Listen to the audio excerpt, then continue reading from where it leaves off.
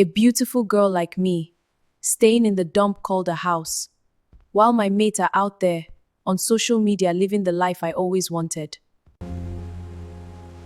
Sophia, I have a job for you. Listen, come closer. Let me tell you a story. A story about a girl who was paid to fake love, but ended up losing her heart for real. Flushed face, broken heart. Her name was Sophia. And the day she met Daniel was the day everything in her life began to change. Sophia did not wake up crying on her 18th birthday.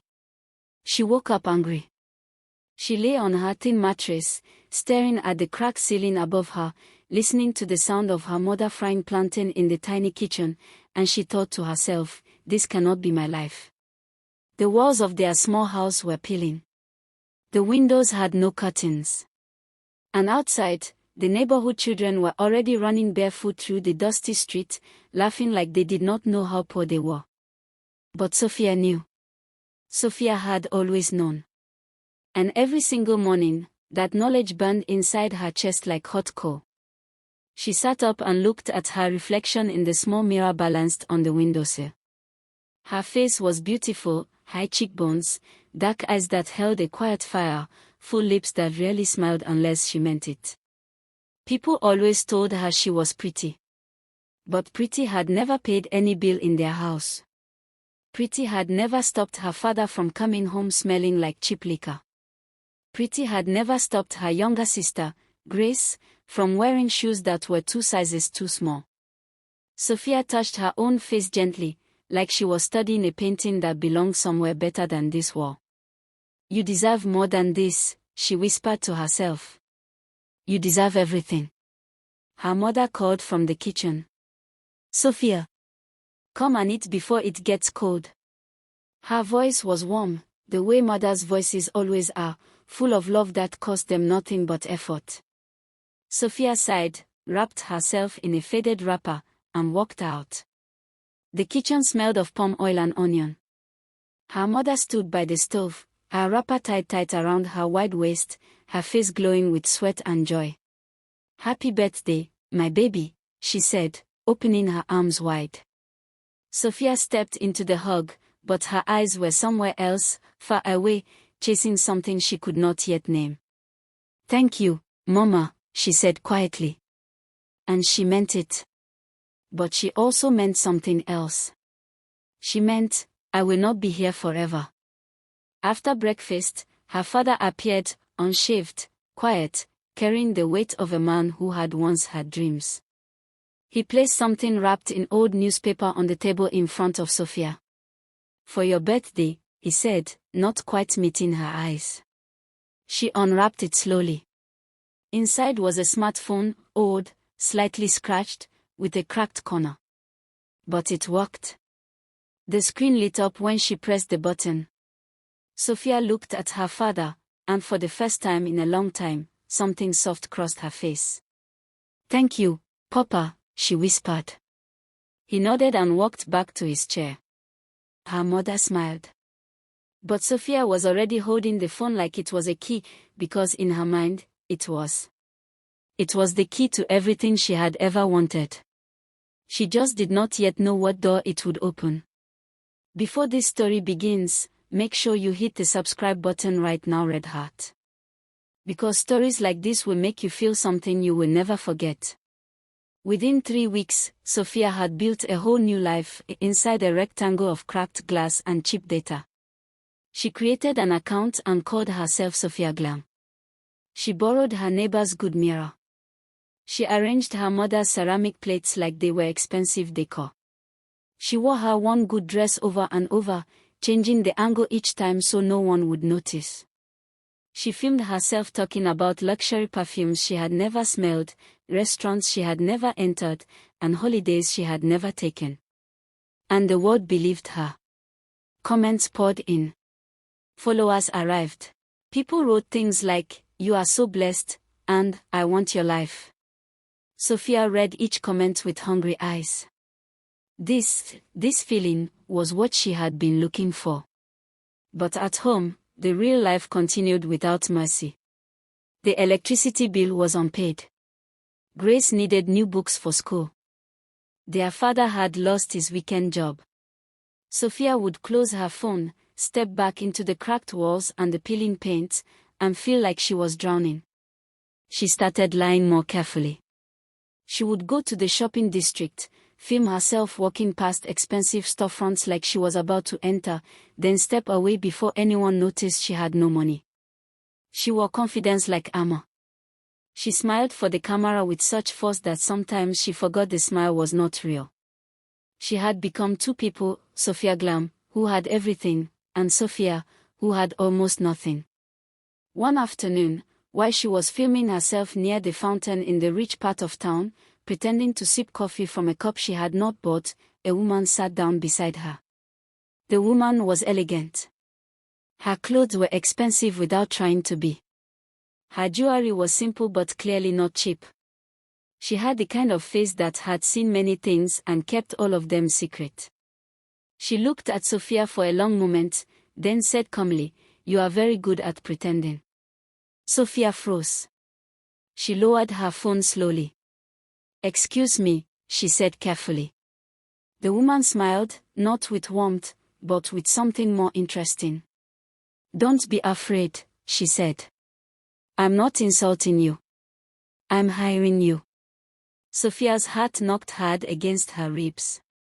"Hiring me for what?" she asked, her voice low, her eyes watchful.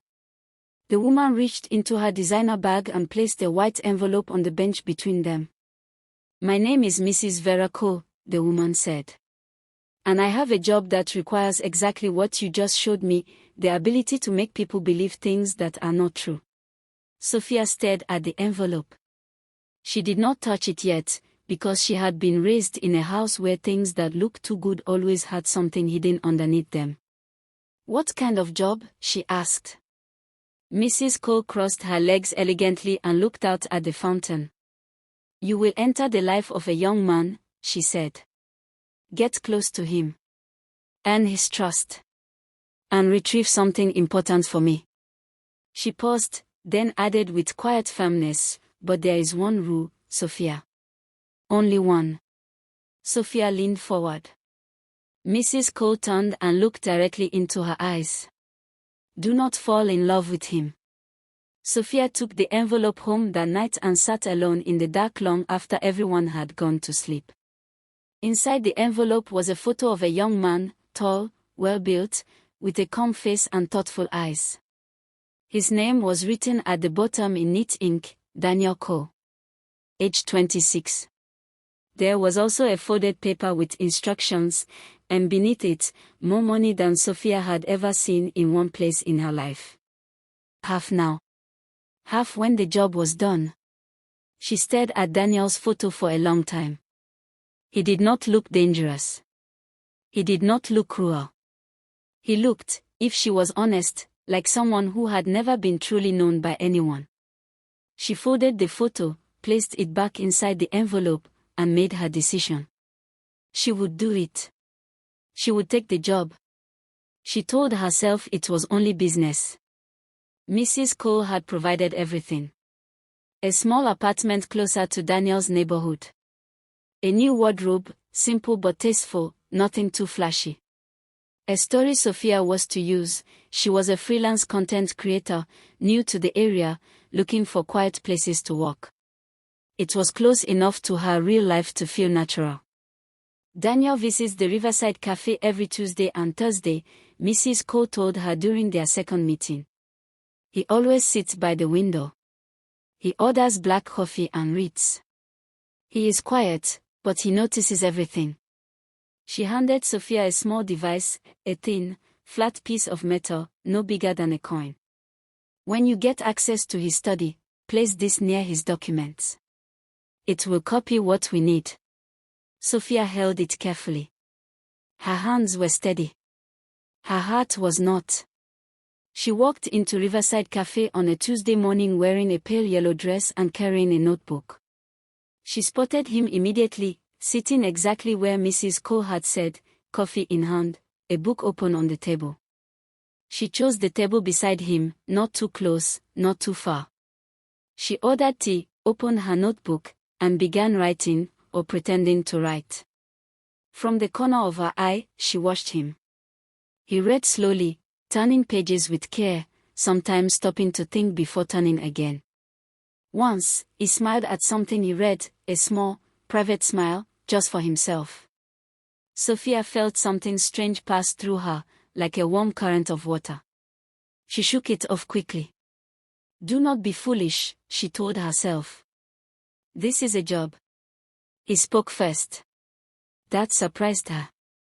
She had expected to engineer the meeting herself, but before she could plan her next move, he leaned slightly toward her and said, "Excuse me.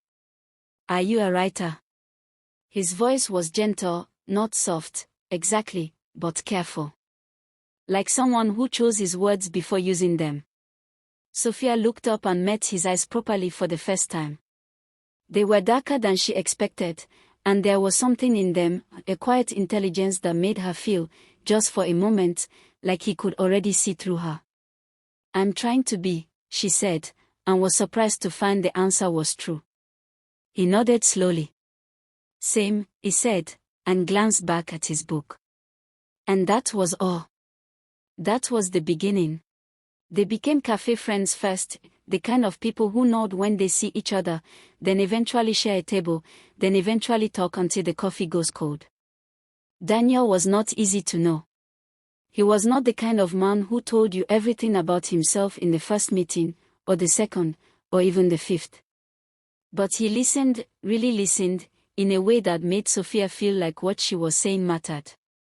She was not used to that. The men in her life had mostly talked over her or not looked at her at all. Daniel looked at her when she spoke. He remembered things she said. One afternoon, 3 weeks after they met, he said, "Last time you mentioned your sister Grace. How is she doing with school?" Sophia stopped.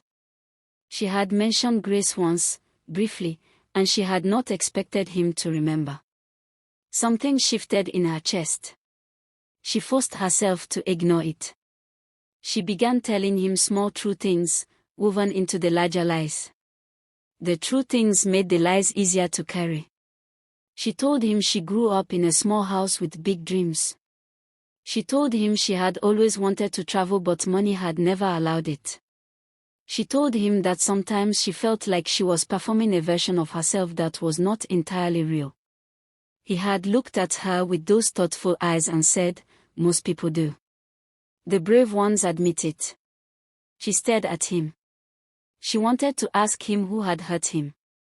Because that kind of wisdom does not grow in comfortable ground, it grows in difficult soil, where something has broken and healed and broken again. She did not ask. Not yet. But she filed the question away carefully. Mrs. Cole called every few days. The calls were short and businesslike. "How close are you? Has he invited you to his home yet? Have you seen the study?" Sophia would stand by the window of her small apartment, looking out at the street below, and answer in clipped sentences. "Getting closer. Not yet. Soon." After the calls, she would sit very still for a while, feeling something she could not name pressing against the inside of her chest. It was not guilt, not exactly. It was something more complicated than guilt. It was the weight of doing something wrong to someone who had done nothing wrong to you. She pushed it down each time. She reminded herself of the money. She reminded herself of Grace's 2 small shoes. She reminded herself of the peeling walls. This is for them, she told herself. This is not about him. Daniel invited her to his home on a Sunday afternoon, 6 weeks after they first met. He said it casually, "I'm cooking. Nothing fancy. You should come." She said yes before she had time to think about it. His house was large but not cold. It had books on every wall and plants by every window. It smelled like wood and coffee and something warm she could not identify. He cooked pasta from scratch, quietly singing something low under his breath while he walked.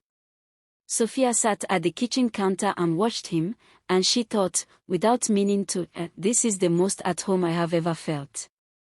Then she remembered why she was there. She remembered the small metal device in her bag. She excused herself to use the bathroom, walked past it, and stood outside the study door. Her hand touched the handle. She stood there for a long moment. Then she walked back to the kitchen and sat down. She was not ready. She told herself it was strategy. She knew it was something else. Sophia Glam was still posting. The followers were still growing. Comments were still pouring in about her glamorous life, her beautiful outfits, her freedom. But something had started to feel wrong about it, not wrong in a new way, but wrong in a way she had always known and never admitted. She would finish a video, all smiles and filters and carefully arranged lighting, then put the phone down and sit in the quiet of her small apartment, and she would feel emptier than before she started filming. The applause of strangers was loud, but it echoed in a hollow space where something real was supposed to be. She had built a stage. But she was the only one standing on it, and the lights were blinding her. Daniel had seen one of her videos. She had not expected that. He had searched her name one evening, just curious, he said, and come across the Sophia Glam account. He had not said anything for a moment. Then, slowly, he had looked at her with those careful eyes. "Is this you?" he asked. She held very still. "Sometimes," she said. He looked back at the screen, watching her on-camera self laugh and pose and gesture at things she clearly did not own. Then he put the phone down and said quietly, "The real you is better." Sophia felt those words move through her like a blade, not painful exactly, but sharp and clean and leaving something open behind. She wanted to cry. She did not know why. She pressed her lips together and said, "You don't know the real me." He looked at her steadily. "I know enough," he said. "And I'd like to know more." That night, Sophia called her mother. It was late. Her mother answered on the second ring, as she always did, as though she never fully slept when her children were away. "Sophia, are you all right?" "Yes, Mama," Sophia said. "I'm fine." There was a pause. "You don't sound fine," her mother said simply. And Sophia pressed her hand over her mouth because something was rising in her throat that she did not have the right to release, not yet, not when she was still holding all of it. "I think I made a mistake, Mama," she finally whispered. Her mother was quiet for a moment. Then she said, "What kind of mistake?" Sophia closed her eyes. "The kind where you start something thinking it's simple, and then you find out nothing about it was ever simple." Another pause. Then her mother said, gently but firmly, "Then fix it, baby. Before it fixes you." She went to see Mrs. Cole the next morning. She sat across from the elegant woman in her expensive office and looked at her hands in her lap. "I need more time," Sophia said. Mrs. Cole studied her with narrowed eyes. "You've had 6 weeks," she said. "What is taking so long?" Sophia looked up. "He is careful," she said. "If I rush it, he will suspect something." It was partly true. Mrs. Cole tapped her manicured nails on the desk. "1 more week," she said. "And Sophia, I hope you have not done something foolish." Sophia stood to leave. "Like what?" she asked carefully. Mrs. Cole looked at her without blinking. "Like forgetting that this is a job," she said. Sophia walked out of the office without answering. But her hands were shaking.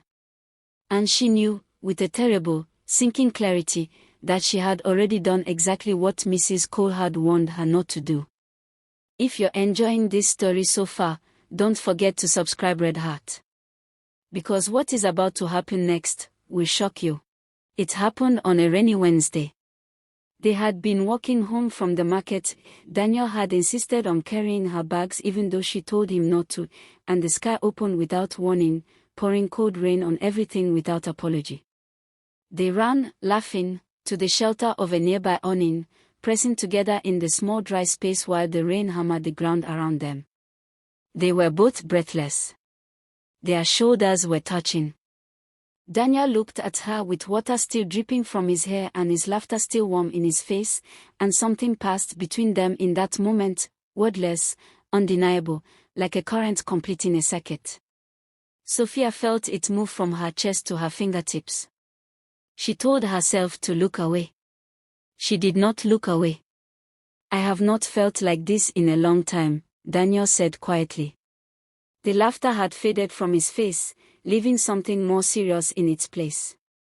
The rain continued around them, building walls of water on every side, making their small shelter feel like the only dry place in the world. "Like what?" Sophia asked, even though she already knew.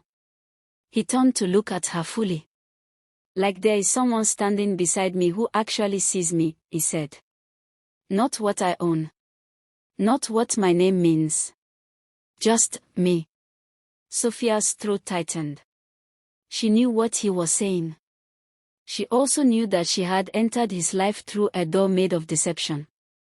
She knew that she was still carrying a small metal device in her bag that was meant to steal from him.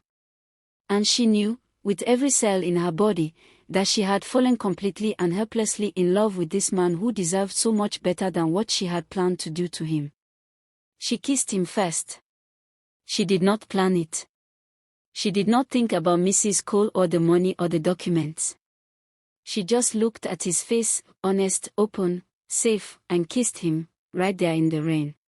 He kissed her back slowly, like a man who had waited a long time for something real and was not going to rush it now that it had arrived. When they parted, both of them were quiet. Sophia pressed her forehead against his shoulder and closed her eyes. She could feel his hand move to her back, warm, steady, certain. She had lied her way into this moment. And this moment was the most true thing she had ever felt. The next morning, she sat alone in her apartment and looked at the small metal device for a long time. Then she looked at her phone, at the Sophia Glam page with its thousands of followers who loved the girl who did not exist. She thought about Daniel's voice saying, "The real you is better." She thought about her mother saying, "Fix it before it fixes you." She thought about Grace's two small shoes, and how she had told herself everything she was doing was for her family. But her family had never asked her to lie. They had never asked her to steal. They had never asked her to trade her soul for their comfort. That had been her choice, her fate, dressed up as sacrifice. She picked up the phone. She did not call Mrs. Cole. He called Grace. "Hey," she said when her sister answered. "I just wanted to hear your voice." Mrs. Cole called on a Thursday with a voice like cold steel. "Tonight," she said. "It has to be tonight. Daniel will be at a dinner event until 9. His housekeeper leaves at 6. You have a key. Go in, find the study, place the device near the blue folder on the second shelf. Then leave and call me." Sophia sat very still on her bed after the call ended. Her stomach felt like stone. She held the phone in both hands and stared at the wall. Tonight. A week ago, she might have done it. 2 weeks ago, she definitely would have. But everything was different now. She was different. Something inside her had shifted, slowly, quietly, the way rivers shift their course over time, and she could not shift it back. She did not go that evening. She sat in her apartment with the lights off and let the hours pass. Mrs. Cole called twice. She did not answer. The third call came with a text, "Don't test me, Sophia. You know what I can do." Sophia read it, then put the phone face down on the bed. She got up, walked to her small bathroom, and looked at herself in the mirror for a long time. The girl looking back at her had dark eyes and high cheekbones and a face that had spent years performing for other people. But tonight, the performance was over. She could feel it ending, like a curtain dropping for the last time. She washed her face. She went to bed. She did not sleep. By morning, she had made her decision. She would tell Daniel the truth. All of it, the fake social media life, the job, Mrs. Cole, the device, the documents, everything. She did not know what he would do. She expected anger. She expected him to send her away. She expected to lose everything she had found. But she was tired of the weight of it, tired of carrying a lie that was getting heavier every day while the truth was standing right there, asking to be released. She dressed carefully, not in a Sophia Glam outfit, not in anything borrowed or styled for the camera. She put on her own clothes, simple, honest, hers. And she went to his door. He opened it before she could knock twice. He looked at her face and something shifted in his expression immediately, not alarm, but that quiet perceptiveness she had come to know, that thing he did where he read a room before he spoke. "Come in," he said simply. She walked inside. The house smelled the same, wood and coffee and warmth.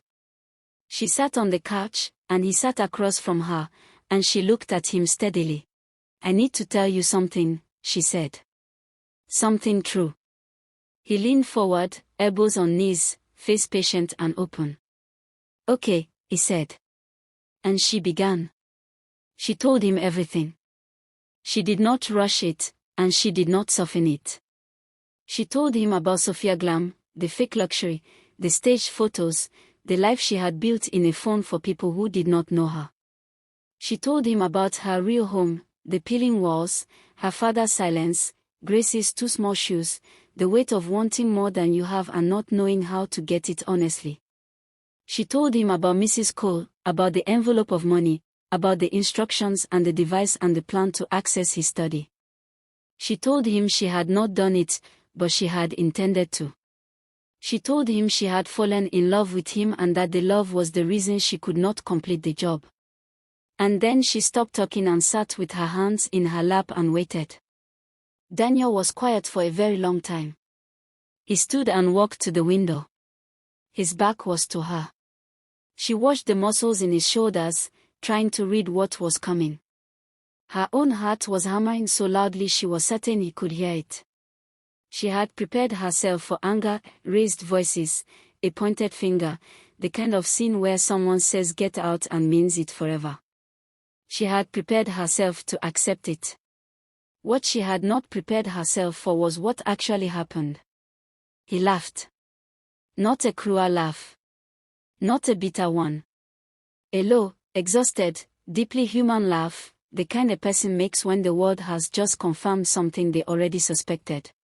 He turned around. His eyes were bright, but his face was calm. "I know," he said.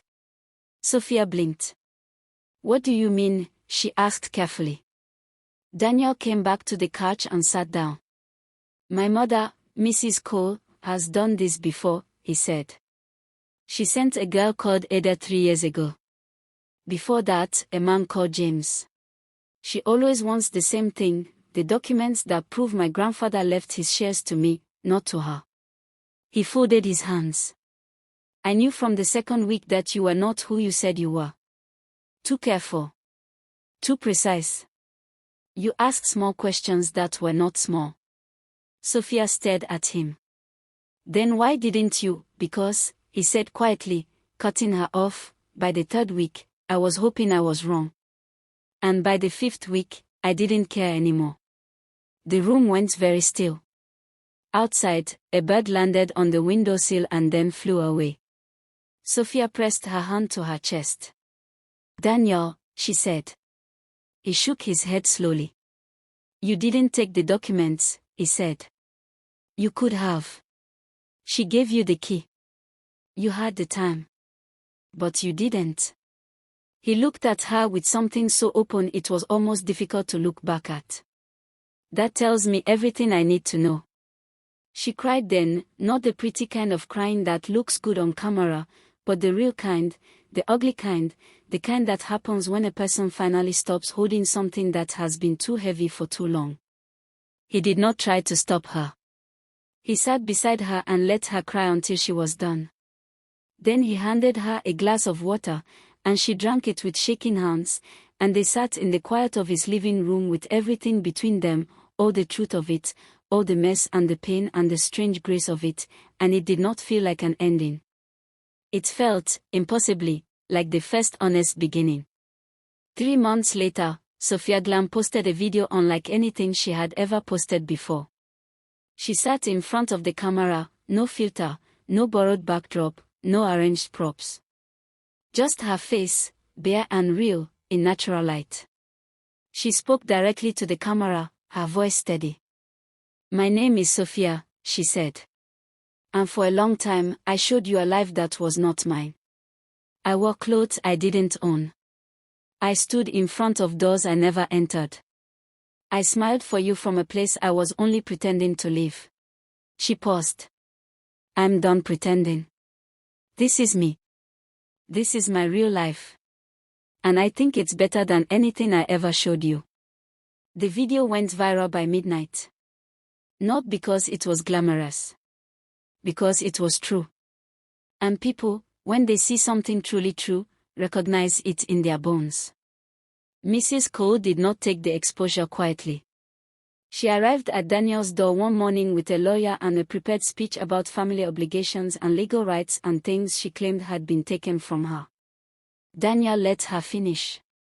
Then he placed a folder on the table between them, documents, signed and witnessed, confirming everything his grandfather had intended. His lawyers were already involved. The matter would go before a judge.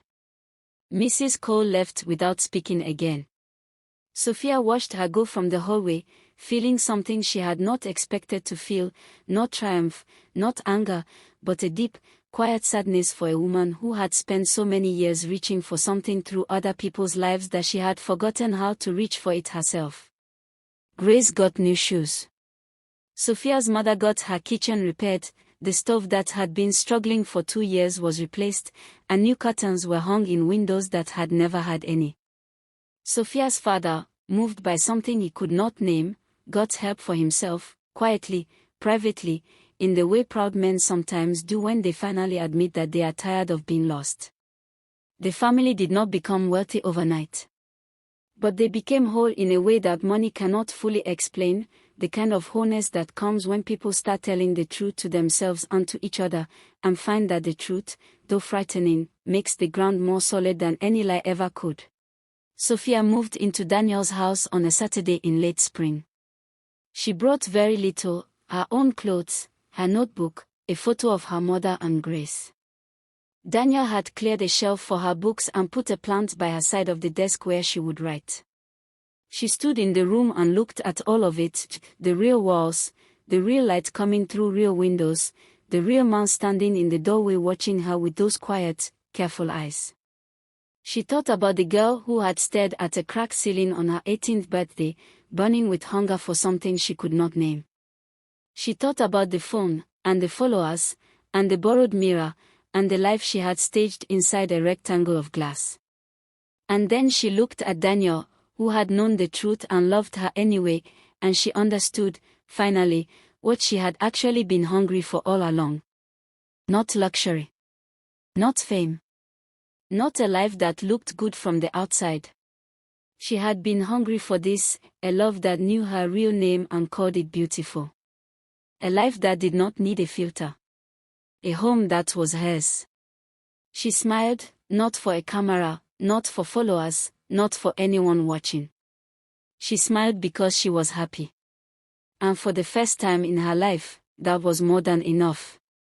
If this story touched your heart, please subscribe and join this family. Because here, we tell stories that remind you that love is still real.